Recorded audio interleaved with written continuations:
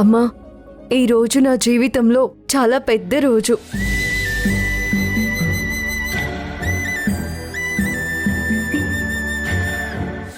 మన కంపెనీని నష్టాల్లో నుంచి బయటికి తీసుకురావడానికి బోర్డు మెంబర్స్ అందరినీ తలా ఒక ఐడియాతో రమ్మని రాజీవ్ సార్ చెప్పారు.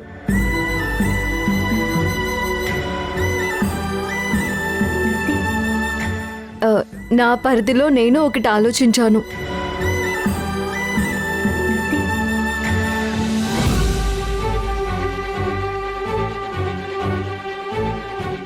మీరు రాజీవ్ సార్ ఇచ్చిన ధైర్యమే ఈ ప్రాజెక్ట్ అమ్మా.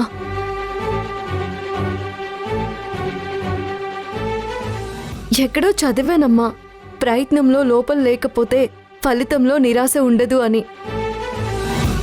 మనస వాచ కర్మన ఈ విషయంలో నా ప్రయత్నం నేను చేశాను.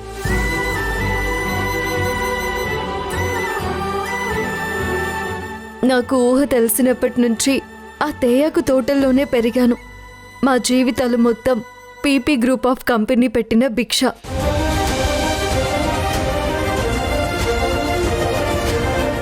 అలాంటి కంపెనీకి నేను చేసింది 1% పనికొచ్చినా చాలు.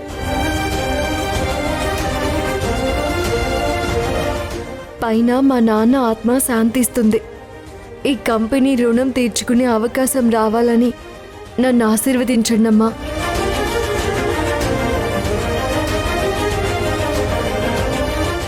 నన్ను ఆశీర్వదించండి.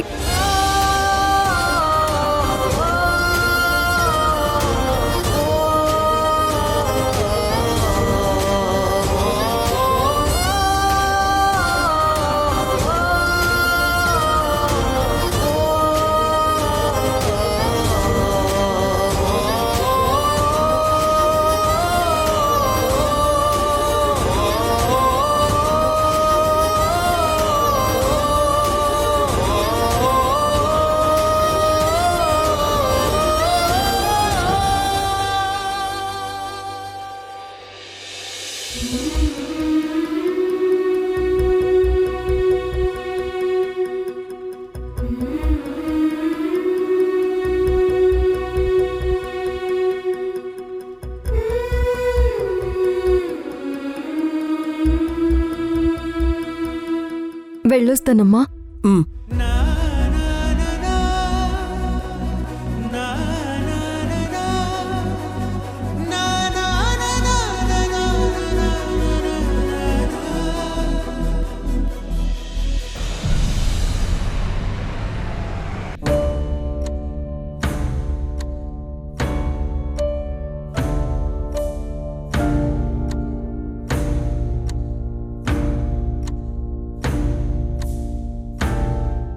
Good morning everyone. మన కంపెనీని నష్టాల నుంచి బయటికి తీసుకురావడానికి ఏమేం చేయగలవని ఒక ప్రపోజల్తో రమ్మని నేను అడిగాను.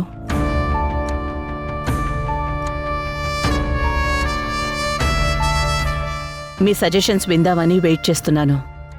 Let's start.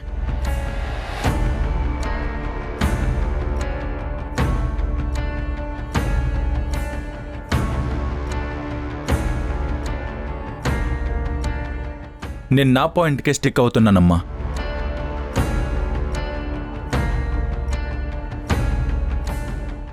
మనకున్న కంపెనీస్లో 2 అమ్మితే కానీ ఇంత భారీ అప్పుల్లో నుంచి మనం బయటపడలేం. ప్రస్తుతం ఉన్న కండిషన్లో ఎంత ఆలోచించినా ధ్రువ చెప్పిన దానికంటే వేరే బెటర్ ఆప్షన్ ఏం కనిపించట్లేదు.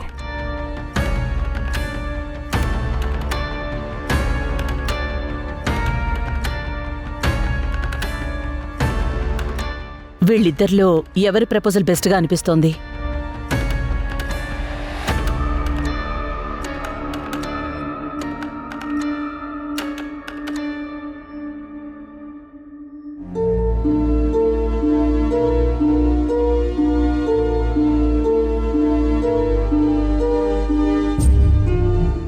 అమ్మ వసుంధరా, ఇంతకన్నా బెటర్ ప్రపోజల్ నీ దగ్గర ఏదైనా ఉందమ్మా? ఆ, అంతకన్నా బెస్ట్ అని చెప్పలేను, కానీ ఒక చిన్న ప్రపోజల్ అయితే ఉంది సార్.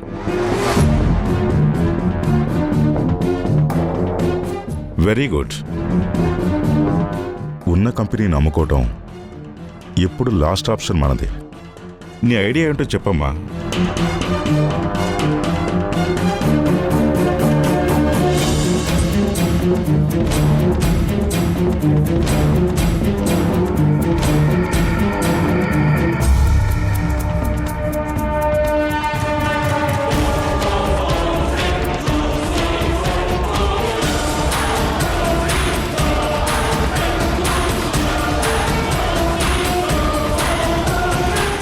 నేను అనుకున్నది ఎంతవరకు కరెక్ట్ అన్నది నాకు తెలీదు.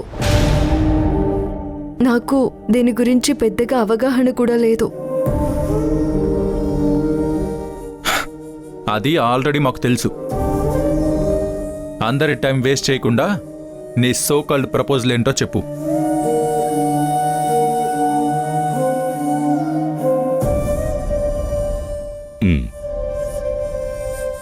మేడం, నేను 2 days నుంచి రాజీవ్ సార్ చెప్పిన ప్రకారం కంపెనీస్ గురించి చాలా రీసెర్చ్ చేశాను.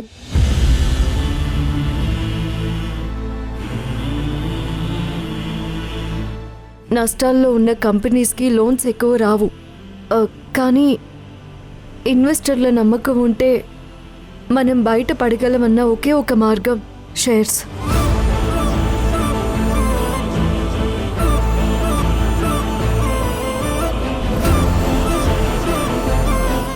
షేర్ మార్కెట్లోకి వెళ్ళడం. ఈ ఐడియా కరెక్ట్ కాదు. కానీ షేర్ మార్కెట్లోకి వెళ్తే ఇక స్టాక్ మార్కెట్ చేతిలోకి మన కంపెనీ వెళ్ళిపోతుంది. ఇక మన బిజినెస్ గ్యాంబ్లింగ్ అయిపోతుందని ప్రతాప్ అంటూ ఉండేవారు. అందుకే నేనెప్పుడూ ఇంట్రెస్ట్ చూపించలేదు. అది కూడా ఆలోచించాను మేడం. మనకి కావాల్సింది 180 crores. 2 కంపెనీలని అమ్ముకున్నాం అనుకుందాము. సుమారు 100 కోట్లకి అలా అమ్మితే కంపెనీల సంఖ్య 14 నుంచి 12కి తగ్గుతుంది.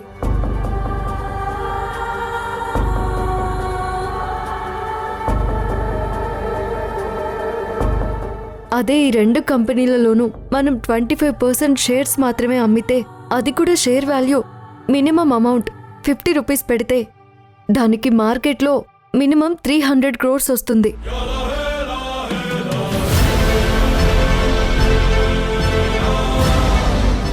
దాని మూలంగా కంపెనీ అప్పులన్నీ తీరిపోతాయి. అలా చేస్తే ఎక్కువ % షేర్ మన దగ్గరే ఉంటుంది.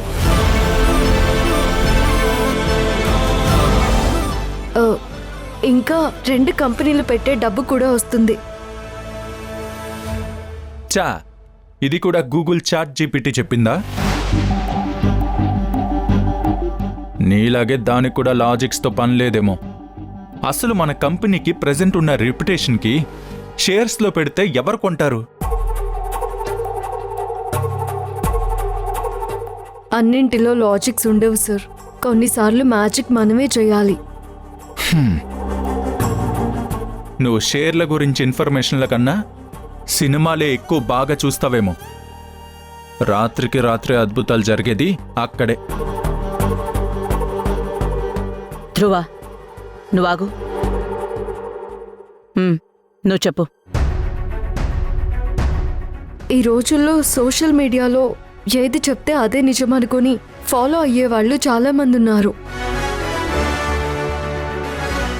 అక్కడ మనం గట్టిగా ప్రమోట్ చేసుకొని ప్రముఖ జర్నలిస్టులతో మన కంపెనీ ప్రస్థానం దగ్గర నుంచి షేర్స్లోకి వెళ్తున్నామని ఆర్టికల్స్ రాపిస్తే మనకి రావాల్సిన హైప్ వస్తుంది.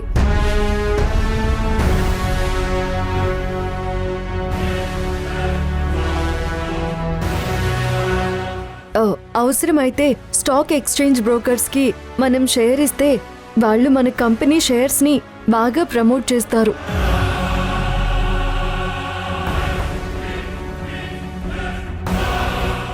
Brilliant idea. స్టాక్ ఎక్స్చేంజ్ బ్రోకర్స్కి షేర్ ఇస్తే మన షేర్ ప్రైస్ పెంచుతారు. నేను దీన్ని అప్రూవ్ చేస్తున్నాను.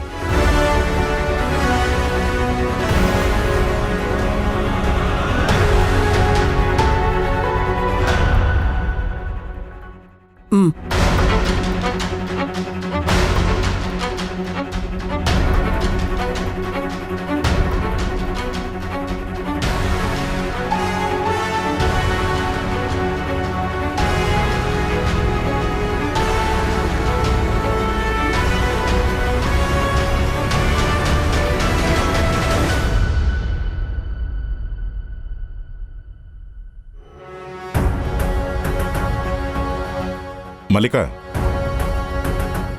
ఏదో ఒకటి చెప్పి వెళ్ళు. ఇది వర్కౌట్ అవుతుంది. పోనీ ఇంకేదైనా చేంజెస్ కావాలంటే వాటి మీద కూడా వర్కౌట్ చేస్తుంది. మీడియా వాళ్ళతో ఈవినింగ్ మీటింగ్ అరేంజ్ చేయి.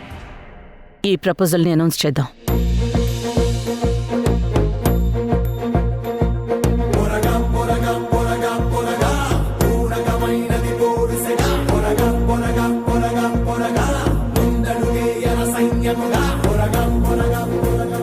అమ్మ వసుంధరా, నిజంగా ఎవరు నిన్ను చూస్తుంటే అద్భుతాలు ఒకే రోజు జరిగిపోతాయనేవి నమ్మాలనిపిస్తుంది.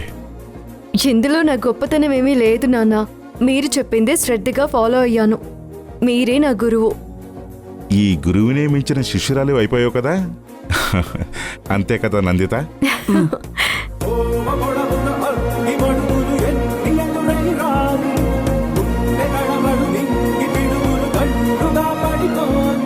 పదమ్మా, మీటింగ్ నువ్వే అడ్రస్ చేయాలి. నువ్వు చెప్పే ప్రతి మాట మన కంపెనీ వాల్యూ, షేర్ వాల్యూ పెంచాలి. ఆల్ ది బెస్ట్ అమ్మా.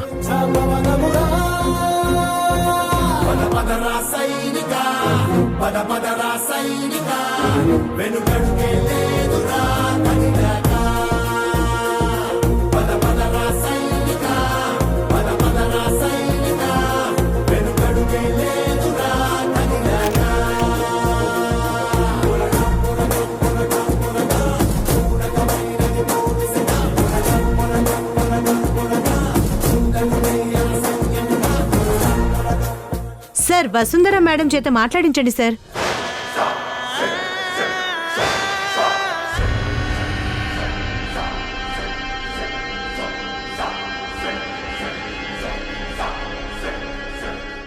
పర్లేదు, వెళ్ళు.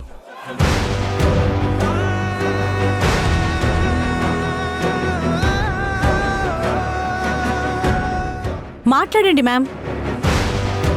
ముందు యూనియన్ లీడర్ ఇష్యూ సాల్వ్ చేసి ఒక్కసారిగా వైరల్ అయ్యారు.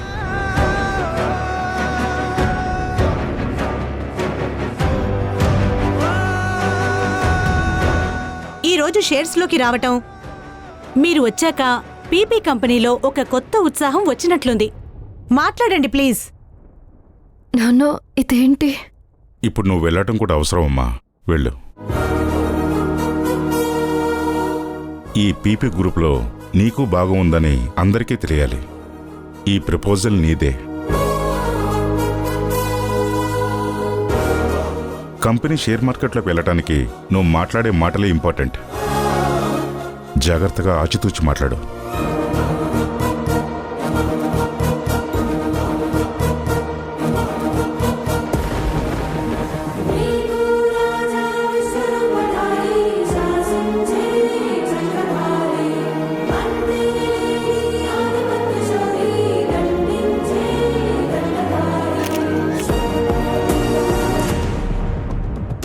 వెళ్ళు. అమ్మా,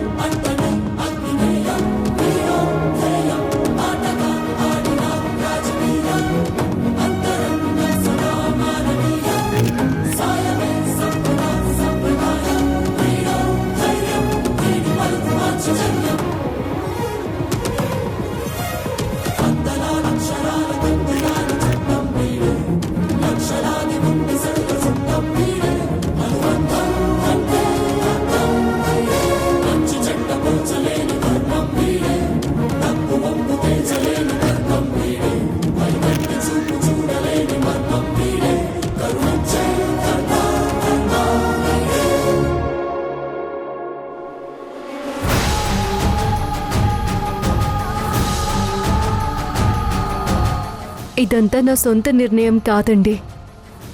మా అత్తయ్య గారు నా భర్త వల్ల ఇదంతా జరిగింది. మా అత్తయ్య గారి డెసిషన్ వల్లే నేను ఇదంతా చేయగలిగాను. ఇలాంటి మేడం ఉండబట్టే మాలాంటి వాళ్ళందరం సర్వే అవ్వగలుగుతున్నాం, ఈ ప్రశంసలు తీసుకోగలుగుతున్నాము. చాలా బాగా చెప్పారు మేడం కంపెనీ గురించి. Thank you so much. Thank you.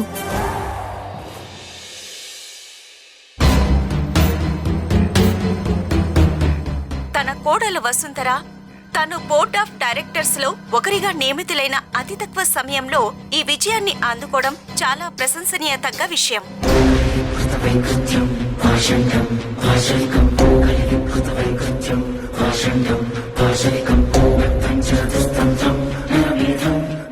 దీన్ని ఇలానే వదిలేస్తే ఇది రేపు ఆ మల్లికా సామ్రాజ్యానికి మకుటలేని మహారాణి కూర్చుంటుంది. ఏం చేయాలి? మళ్ళీ కంపెనీ పుంజుకుంటుంది. ఆ క్రెడిట్ అందరూ దీనికిస్తారు. మల్లిక ఆంటీ పక్కనున్నంత వరకు దాని మీద ఏదో ఒకటి చెప్పి ఆంటీ మనసు విరిచేదాన్ని. ఇప్పుడు వాళ్ళు పక్క పక్కనే ఉంటున్నారు. ఏదో ఒక రోజు ఆంటీ తన ఇంటికి తగ్గ కోడలు వసుంధరాన్ని నమ్మితే చాలు దాన్ని నెత్తిన పెట్టుకుంటుంది. అది పిక్చర్ పర్ఫెక్ట్ ఫ్యామిలీ అయిపోతుంది. ఏదో ఒకటి చేయాలి, లేకపోతే లాభం లేదు. డాడీకి కాల్ చేసిన ఆ సైమన్ కంపెనీ వాళ్ళతో మాట్లాడితే ఈ పీపీ గ్రూప్ని ఎలా పడేయాలా అని ఆలోచించేది ఆ కంపెనీని. ఇప్పుడు వాళ్లతోనే చేతులు కలపాలి. ఎస్, అదే కరెక్ట్. మనం ఎన్ని ప్లాన్లు వేసినా ఆ పీపీ గ్రూప్ ఆఫ్ కంపెనీస్ వారు తప్పించుకుంటున్నారు. అన్ని పేపర్ల వాళ్ళని పిలిచి అందరి చేతులు తడిపి ఆ కంపెనీ పైన అయిపోయిందని హెడ్లైన్స్ వేయించాం. పక్క రోజుకి రాజీవ్ సార్ ఆ కంపెనీలోకి చేరి నా ప్లాన్ మొత్తం తిప్పికొట్టారు. పైగా ఇప్పుడేమో షేర్స్లోకి వస్తున్నారు. మనకేమో పైనుంచి full pressure.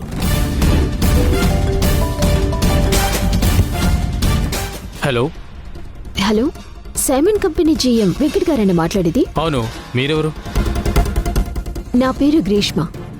PP group of company chief authority officer Rajeev గారి కూతుర్ని మాట్లాడుతున్నాను. రాజీవ్ సార్ కూతురంట. అవునా? మాట్లాడు. చెప్పండి మేడం, మీరు మాకు కాల్ చేశారేంటి? శత్రువుకి శత్రువు మిత్రుడు అంటారు కదా, అందుకే కాల్ చేశాను. కొంచెం కన్ఫ్యూజన్గా ఉంది మేడం, అర్థం కావట్లేదు మేడం. మీకు ఆ పీపీ కంపెనీ పతనం కావాలి, నాకు ఆ కుటుంబం పతనం కావాలి. మీకు వాళ్ళతో ఉన్న ప్రాబ్లమ్స్ ఏంటో తెలుసుకోవచ్చా? ఎందుకంటే రాజీవ్ సార్ వాళ్ళకి చాలా నమ్మకస్తుడు.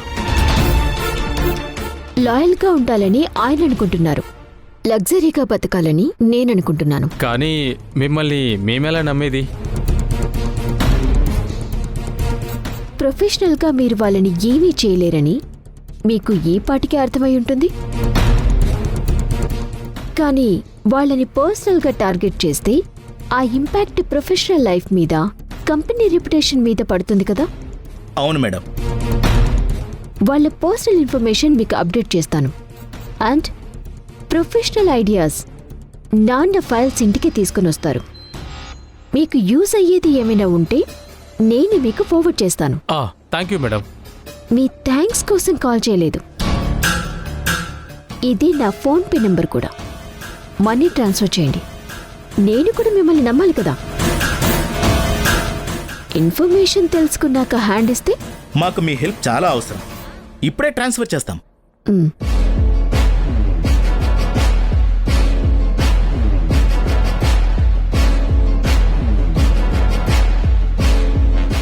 పండిత పుత్ర పరమసుంఠః అనే సామెత గుర్తొస్తుంది కదా. ఏదో ఒకట్లే, ఇప్పుడు మనకి ఈ గుంట చాలా అవసరం.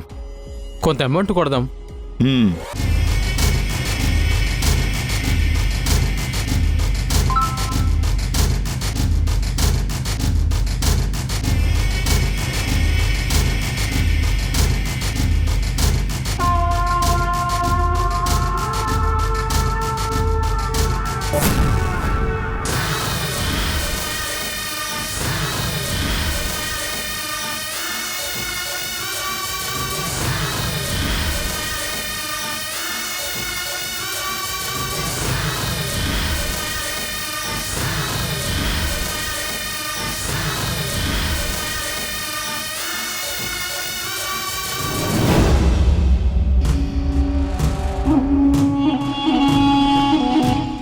డాడీ కాఫీ ఏమైనా తీసుకురమ్మంటారా? ఏమొద్దమ్మా.